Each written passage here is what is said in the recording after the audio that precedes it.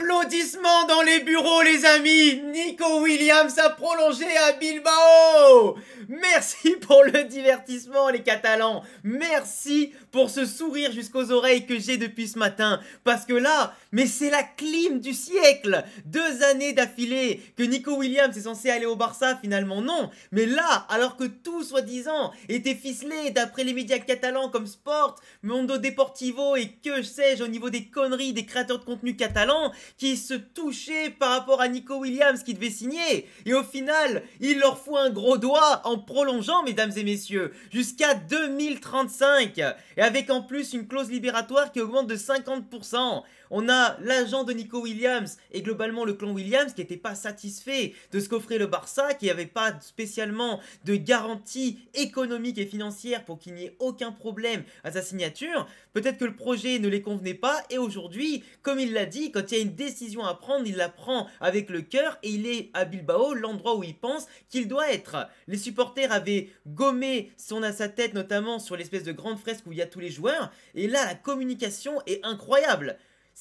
Alors là, franchement, je suis désolé, mais là, c'est la clim du siècle. J'étais obligé d'en parler. Parce que au-delà de tout ça, on a encore Laporta et Deco, mais qui se foutent ouvertement de la gueule des supporters.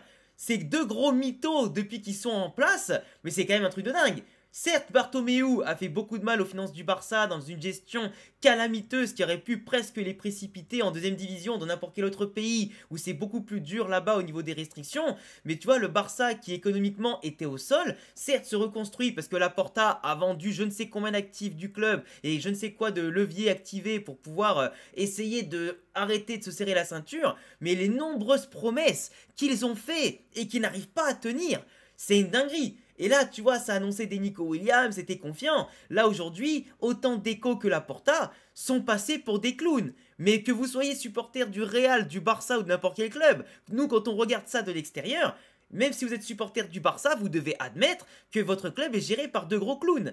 Là, tu vois, bon, avec ma caméra, vous voyez pas, mais il y a comment il s'appelle, il y a Rafael Leao. Mais là, tu vois, là, c'est les autres cibles du Barça, avec donc Luis Diaz de Liverpool, Rashford éventuellement ou Rafael Leao. Mais si déjà t'as pas réussi à signer Nico Williams, qui de base était prévu pour venir au Barça peut-être pour 5 à 10 ans en étant jeune, le pote de Lamine Yamal, même si Deco avait bien dit que c'était pas un club de copains le Barça, même si bon, il vaut mieux quand même avoir des joueurs qui s'entendent sur le terrain et en dehors que des joueurs qui s'entendent pas, ça c'est sûr, mais en tout cas, Luis Diaz qui est quand même, je crois, il a 27-28 ans déjà, il va coûter beaucoup plus que les 50 et quelques millions de la clause libératoire de Nico Williams. Rashford, à mon sens, c'est un joueur qui était bon à l'époque, mais qui aujourd'hui est en pleine crise de confiance. C'est pas du tout le Rashford d'il y a quelques années qui avait contribué à sortir le Barça en Europa League. Et Rafael Leao, j'ai toujours trouvé ce joueur surcoté.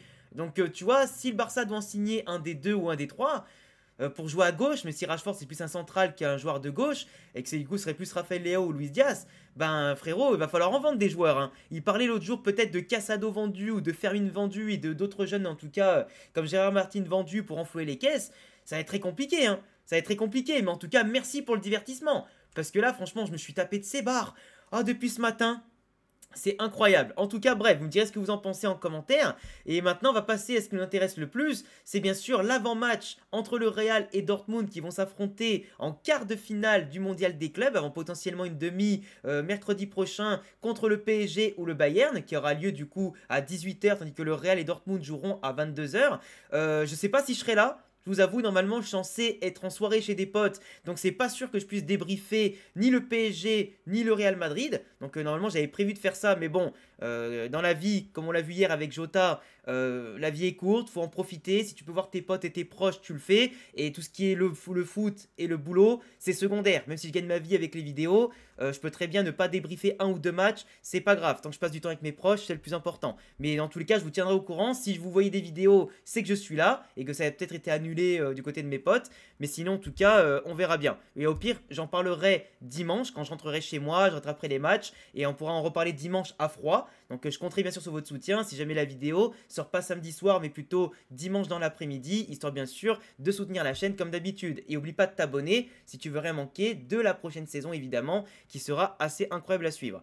On a une équipe de Dortmund qui va être assez incroyable. Alors là, j'ai pris le match qu'ils ont fait contre Monterrey. Parce qu'il ne faut pas oublier que Dortmund, c'est l'équipe quand même qui a une saison un peu compliquée, que ce soit notamment en Coupe d'Allemagne, que ce soit au niveau du championnat, où ils ont réussi à faire une remontée dans les dernières journées pour accrocher le wagon de la prochaine Ligue des Champions. Ils ont viré leur entraîneur pour prendre Niko Kovac, notamment, qui a du coup essayé de changer un peu le schéma tactique, d'avoir ces joueurs qu'il essaye d'intégrer petit à petit à une nouvelle façon de voir le football. Dortmund, ça a toujours été, malgré tout, une équipe qui est intéressante quand il y a des gros enjeux, notamment la Ligue des Champions, où ils ont quand même tenu la dragée haute à pas mal de belles équipes comme le Barça ou même contre le Real Madrid. Ils en avaient fait quand même un peu baver avant qu'on leur mette 5-2. Évidemment, on se rappelle aussi de la finale de Ligue des Champions où on avait pas mal galéré, on avait pas mal subi avant de gagner 2-0. Donc, tu vois, c'est une équipe contre qui il y a toujours eu un historique de pas mal depuis 2013 et la fameuse, en tout cas, raclée qu'on avait pris là-bas 4-1, rappelez-vous avec Mourinho et toute la clique,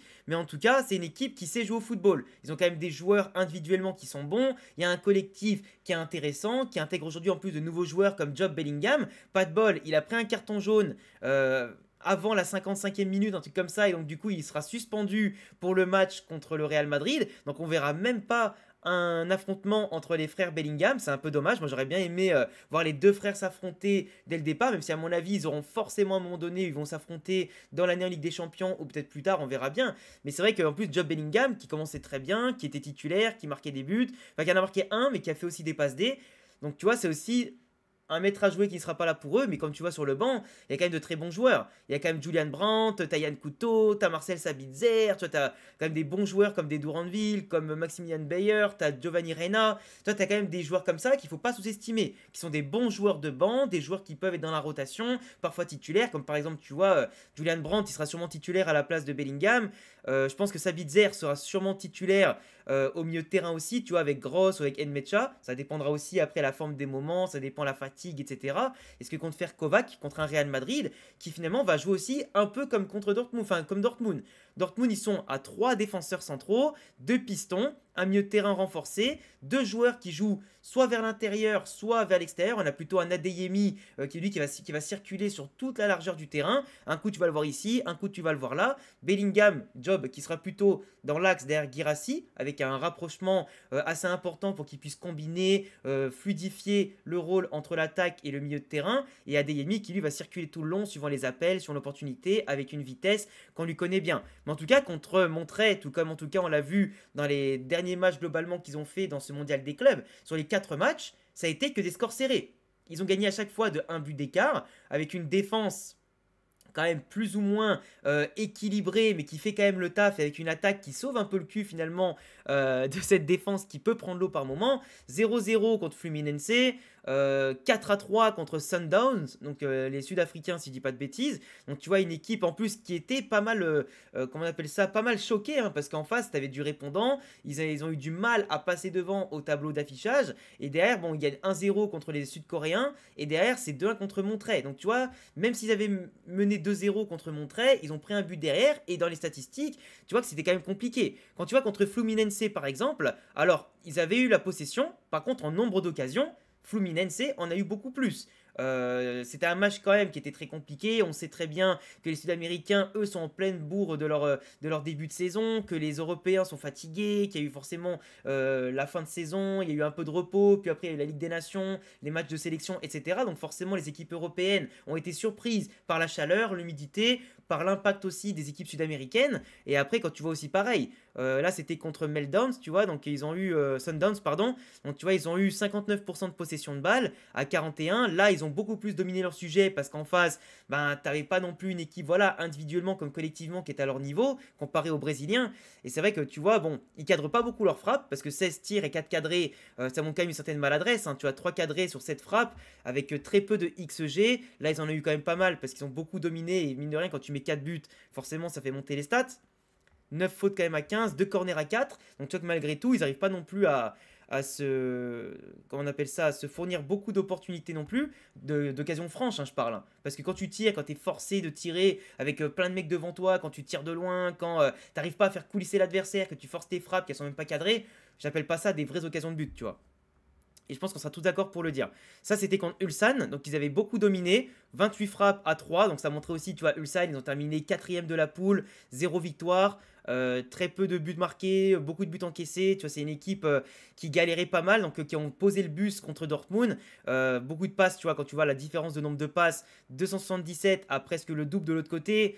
C'est compliqué. Si corner à 1, tu vois, donc dans ce match-là, c'est normal qu'il soit mis en évidence. Et de l'autre côté, contre Monterrey, donc l'équipe mexicaine de Sergio Ramos, ils n'ont pas eu la possession. Ils ont même subi, encore une fois. Donc tu vois, les Mexicains et les Sud-Américains, ouais, ça, les Brésiliens de Fluminense, ils ont eu la possession contre Dortmund, ou presque. Tu vois, c'était quand même assez équilibré. Et par contre, en nombre de frappes et d'occasions claires, ils ont beaucoup subi. Donc qu'est-ce qu'on peut retenir de ça déjà, de l'analyse statistique? Dortmund est une équipe qui aime globalement, je dis bien globalement, avoir la balle. Ils n'ont pas peur de laisser la balle à l'adversaire parce que finalement le match ils l'ont quand même gagné. Mais au-delà de ça, c'est une équipe qui peut se montrer sérieuse, compacte en défense. Qui même s'ils sont capables d'encaisser 3 buts, ils peuvent en marquer 4 avec une attaque de feu. Et une équipe qui n'a pas forcément besoin d'avoir beaucoup d'occasions pour marquer, même si globalement ils en gâchent énormément. Mais par contre, là où ça peut être pas mal, c'est qu'ils laissent beaucoup d'espace. Si leur défense subit beaucoup d'occasions, ça veut dire qu'avec une équipe un peu plus élaborée en face, un peu plus en confiance, tu peux vraiment leur faire mal. Là, on voit qu'ils ont un bloc très haut contre Monterrey, tu vois, avec un peu une défense haute similaire à celle que Xabi Alonso veut mettre en place côté Real Madrid, où on a par exemple ici Hutchinson, Tchouaméni, Rudiger. Bah, tu vois, eux là, ils ont leur défense à 3, avec là, on voit Job Bellingham qui revient demander la balle. Non, c'est Nmecha, pardon, avec Gross. T'as Job Bellingham qui est sur le côté, Adeyemi, comme je vous l'ai dit, qui se balade sur toute la largeur du terrain. Guirassy, évidemment, comme neuf, qui est costaud, qui est puissant, qui est grand, et qui en plus a toujours ce côté renard des surfaces et pesant sur la défense. Donc tu vois, ça vient demander entre les lignes, ça essaie d'écarter un maximum. On voit quand même que ça délaisse beaucoup un côté pour un en particulier qui sera développé. Mais par contre, quand tu regardes un petit peu voilà, les phases de jeu avec un angle un peu plus grand, tu vois quand même qu'il y a toujours une solution autour du porteur du ballon, que ce soit éventuellement en retrait, que ce soit sur le côté. Tu as une équipe qui est souvent en mouvement. Bon là c'est un screen, mais quand j'ai pris l'extrait en screen, tu avais toujours les joueurs en mouvement. Tu avais par exemple le joueur ici qui a fait un appel dans la zone et l'espace mort ici pour pouvoir justement étirer la défense. Là, le piston qui commence à décaler pour pourquoi pas avoir un centre rentrant sur Guirassy, toujours accompagné d'Adeyemi ou Job Bellingham suivant les mouvements qui peuvent être pas loin de lui au cas où il dévie la balle, au cas où tu as une balle à prendre sur un second ballon. Ça écarte de l'autre côté avec l'autre piston qui est systématiquement marque la ligne de touche. Donc tu vois avec après derrière un milieu de terrain qui est toujours entre Adeyemi et Guirassy et les couloirs, donc comme on le voit ici, pour faire un petit peu le lien, apporter le danger entre les lignes et vraiment étirer les blocs. Par contre, c'est vrai qu'il manque toujours de joueurs ici, on va dire, même si la défense coulisse au cas où évidemment tu as un contre. Ce qui est pas mal, c'est que tu as toujours un joueur libre dans leur défense qui permet de visualiser le jeu, sentir s'il y a du danger au cas où ça revient derrière pour écarter de l'autre côté, et ça permet vraiment aussi d'anticiper. Donc c'est vrai que leur bloc à eux est un peu similaire au nôtre sur certains aspects, et quand tu vois après les occasions comme ça file vite, tu as toujours un positionnement bien quadrillé qui fait qu'à une de touches de balle, comme on l'a vu ici, ils avaient une touche ici, c'est venu ici directement en 3 touches, Adeyemi qui dévie pour Guirassy qui est tout seul, bien positionné au milieu de 4 défenseurs, et après il a allumé la cage pour le 1-0. Pour le deuxième but, tu as une longue balle qui montre un peu aussi la diversité de Dortmund dans leur jeu, une longue balle sur un contre, Adeyemi en vitesse qui arrive dans cette zone, qui percute, qui on va dire qui tergiverse pas, qui contrôle, qui prend la lucidité qu'il faut, l'information, il la met à Guirassy qui allume, entrée de surface, il la met dedans en une touche de balle, et ça montre voilà, c'est une équipe qui est dangereuse, qui se projette bien, capable en tout cas de faire des différences dans les zones qui l'intéressent le plus, quelqu'un qui est capable aujourd'hui de mélanger expérience, vivacité et en tout cas pas mal de percussions. Donc faut faire très attention à ça dans notre dos surtout, vu que nous on aura en général un bloc assez haut, mais comme Dortmund aura aussi un bloc haut, ce sera à l'équipe qui aura le plus la balle, qui mettra le plus la pression, qui gagnera les duels bien sûr au milieu de terrain notamment, et qui arrivera le plus à casser des lignes, qui fera reculer l'adversaire. Nous, on est très fort dans les sorties de balles, on est très fort en contre, on a beaucoup mieux quadrillé sur le terrain, t'as Xabi Alonso qui tactiquement s'occupe beaucoup mieux des joueurs que le faisait Ancelotti, donc il y a beaucoup plus de repères aussi, beaucoup plus de cohérence, là où Dortmund par contre, ils arrivent aussi à le faire, mais si on leur conteste la possession, en partant de plus bas, je pense qu'on a beaucoup moyen de les contenir comme il faut, comme l'a fait Monterrey ou comme l'a fait Fluminense. Dès que Dortmund a joué bas, ils ont beaucoup subi et paniqué un peu en défense. Là où nous, certes, on a des petits moments de flottement, genre par exemple en début de match, mais en général, on arrive plus facilement à contenir l'adversaire et ne pas encaisser de but que peut le faire Dortmund, tu vois. En tout cas, eux, ils ont joué contre des adversaires un peu moindres que nous. Et finalement, on voit qu'ils ont quand même pris l'eau de tous les côtés. Donc après, même s'il ne faut pas les sous-estimer et que d'un match à un autre, c'est pas pareil, faut pas miser sur ça.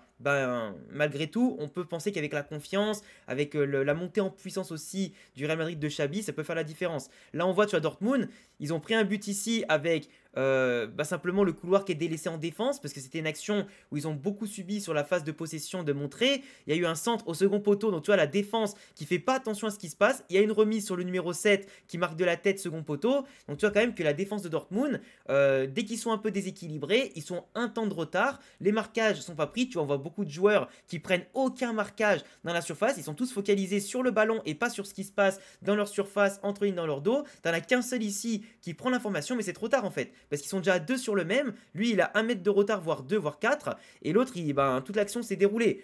Pareil, comme ils ont un bloc haut, dès qu'ils perdent la balle et qu'ils font pas un pressing spectaculaire, qui normalement devrait ressembler à ce que font les Allemands, le contre-pressing ou le gen-gen pressing, là je sais plus comment ils appellent ça en Allemagne, avec le mot allemand, mais en tout cas, dès qu'ils ont la balle, tu vois, c'est Sergio Ramos qui t'a fait une longue balle pour les attaquants qui sont même pas hors jeu avec un alignement catastrophique de Dortmund, les joueurs qui reviennent avec un temps de retard, parce que la grosse faiblesse de Dortmund, c'est que autant ils sont rapides offensivement parlant, autant défensivement parlant, ils sont méga lents, méga mous, tu vois. Et c'est le problème principal de Dortmund, c'est pour ça qu'en Bundesliga, ils ont pris des buts, c'est pour ça que contre le Barça, ils ont pris des buts, et c'est aussi pour ça que là encore dans ce mondial des clubs, ils prennent des buts, parce qu'ils n'ont pas une défense qui est bien alignée, qui est structurée, qui est trop lente, et ça fait mouche.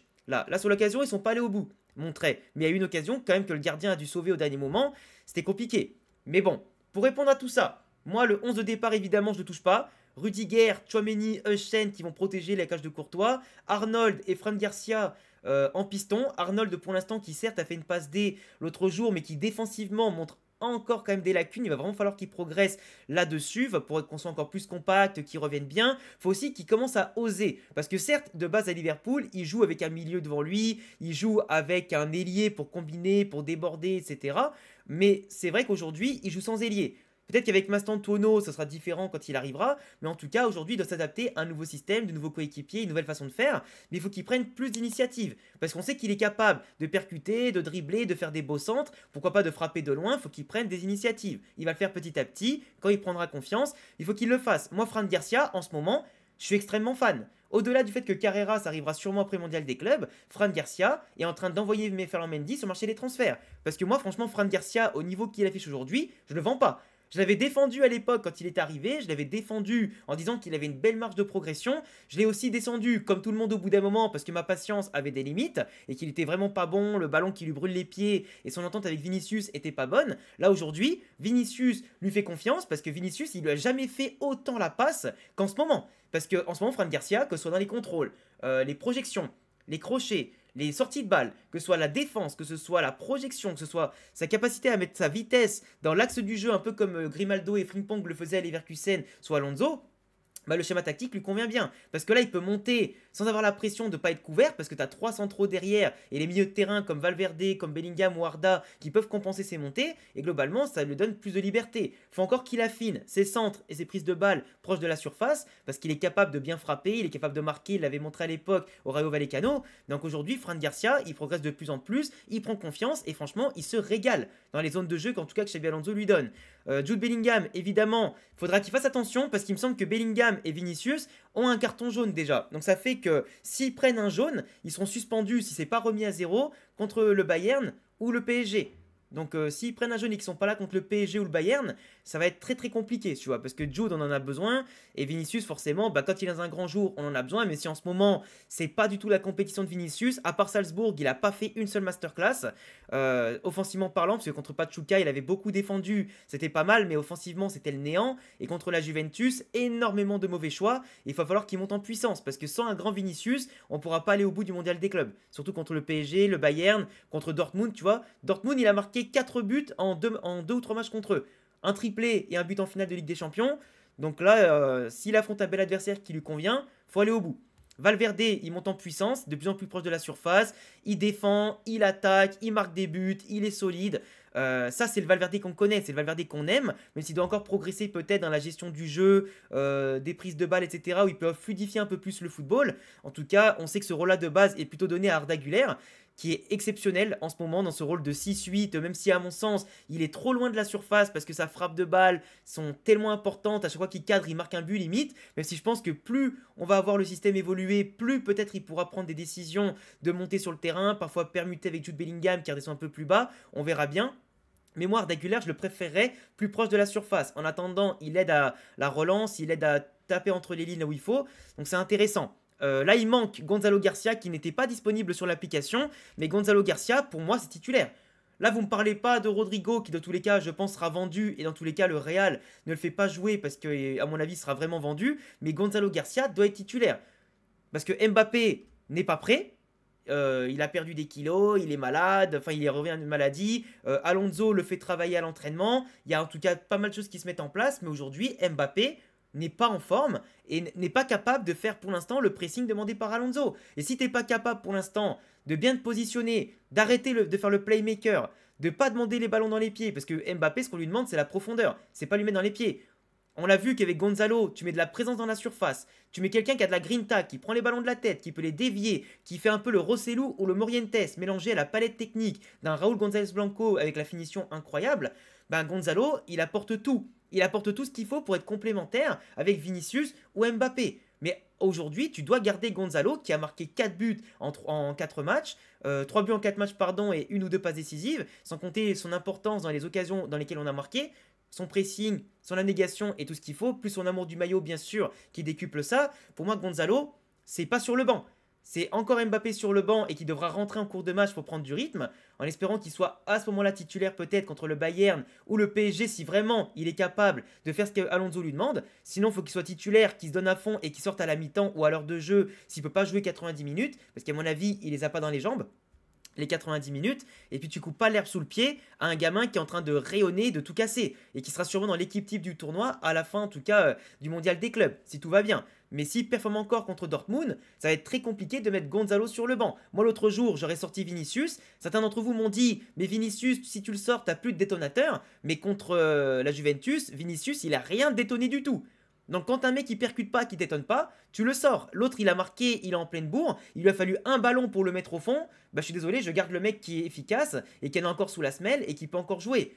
Parce que l'autre qui sert pas à grand chose, finalement, tu mets Mbappé à la place de Vinicius. Ben Vinicius et Mbappé, ils adorent le couloir gauche. Là, tu laisses Mbappé à gauche, tu mets Gonzalo en pointe, bah tu règles le problème. Après, c'est la concurrence qui fera le suite. Mais à l'heure où je vous parle, Gonzalo ne doit pas être remplaçant. Qu'on soit bien clair. Mon pronostic pour terminer la vidéo qui était un peu longue parce que je voulais vraiment aborder tous les sujets. 3-1 pour le Real Madrid. Je pense que Dortmund va nous tenir la dragée haute pendant au moins quelques minutes, voire une mi-temps, voire l'heure de jeu. Peut-être qu'il y aura 1-1 à la mi-temps et le Real Madrid fera le pas avec pourquoi pas les rotations, pourquoi pas la fatigue aussi côté Dortmund. Plus de maîtrise collective, je pense, côté Real Madrid, en espérant qu'on trouve la faille, qu'on se mette à l'abri et qu'on les sous-estime pas, qu'on fasse attention à Guirassy, à Julian Brandt, aux frappes de loin de Dortmund, qu'on fasse attention aussi à leur vitesse qui peut être chiante avec Adeyemi. Mais pour moi, on a ce qu'il faut à tous les niveaux pour les mettre à mal, pour gagner. Donc je vois pas pourquoi le Real passera à la trappe. Et je vous laisserai faire aussi vos propres pronostics dans les commentaires. Abonnez-vous, cochez la cloche. On se dit à samedi ou à dimanche pour le débrief du match. Et puis à bientôt pour d'autres vidéos. Ciao les gars!